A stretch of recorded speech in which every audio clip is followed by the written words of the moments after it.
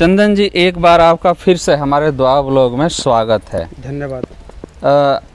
हर पार्टियां किसी न किसी पार्टी के साथ गठबंधन कर रही है, तो क्या आपकी जन अधिकार पार्टी भी किसी पार्टी के साथ गठबंधन करेगी? क्या आप हमारे दर्शकों को बताएंगे इसके बारे में? देखिए सर, हमारे जन अधिकार पार्टी अभी इस तरह का कोई हमें सूचना नहीं है, लेकिन मैं इतना ज़रूर कहूँगा, गर्व के साथ कह सकता हूँ कि हमारे जन अधिकार पार्टी के राष्ट्रीय अध्यक्ष माननीय बाबू सिंह कुशवाहा जी जो पार्टी के नीति बनाए हैं, अगर उस नीति से प्रभावित होकर अगर कोई पार्टियां गठबंधन के लिए तैयार हैं तो हमारी पार्टी गठबंधन के लिए तैयार है।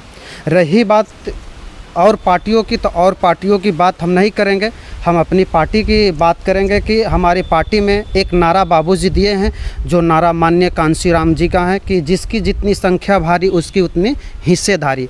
हमारे माननीय बाबू सिंह कुशवाहा जी इसी नीति को, इसी नारा को फॉलो करते हैं। अगर इस नारा पे अगर कोई पार्टी कहती हैं कि हम आपको हक हिस्सा की बात करेंगे, तो हमारी पार्टी गठबंधन के लिए तैयार है।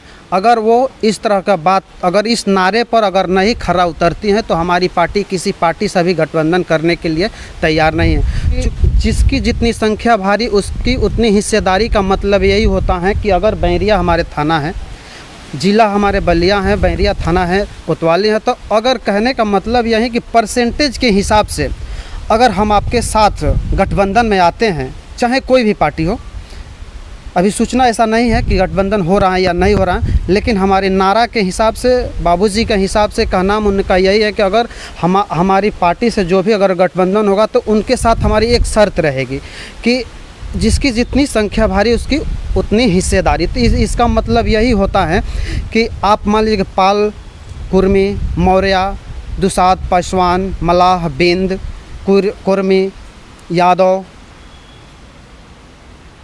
अम्बेडकर, मतलब तमाम जातियां हैं। अगर सभी जातियों का आप हक हिस्सा की बात करते हैं तो हमारी पार्टी किसी भी पार्टी से गठबंधन करने के लिए तैयार है।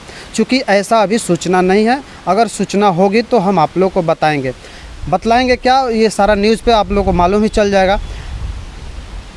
ये जो परसेंट, सबसे पहले तो हमारी पार्टियाँ अभी ऐसी 9 मांगे, मतलब हम लोग ज्ञापन देते हैं, हर सोमवार को ज्ञापन देते हैं। ज्ञापन में ये होता है कि जातिगत जनगणना होनी चाहिए उत्तर प्रदेश में क्या पूरे भारत में जातिगत जनगणना होनी चाहिए। एक समान शिक्षा लागू होनी चाहिए। एक समान शिक्षा का मतलब कि अगर हमारा बच्चा गरीब है और आपका बच्चा अमीर है, तो आपका भी सिलेबस एक ही होनी चाहिए, बुक एक ही होनी चाहिए, चाहे स्कूल सरकारी हो या प्राइवेट, बुक एक ही लगनी चाहिए कि ताकि उस लड़के को साथ अगर कहीं परीक्षा देनी जानी हो तो उस परीक्षा में उसको हीन भावना से न देखी जाए जी। इस तरह का है। और जातिगत जनगणना है, आरक्षण बचाव है, एक समान शिक्षा लागू हो, इस तरह की हमारी पार्टी का नीति है। और हमारी पार्टी आजकल बहुत ग्रोथ में चल रही है। अभी मध्य प्रदेश में चुनाव, MP का चुनाव चलेगा, उसमें हम लोग उसकी तैयारियां कर रहे हैं और उसी तैयारी में हम लोग लगे हैं।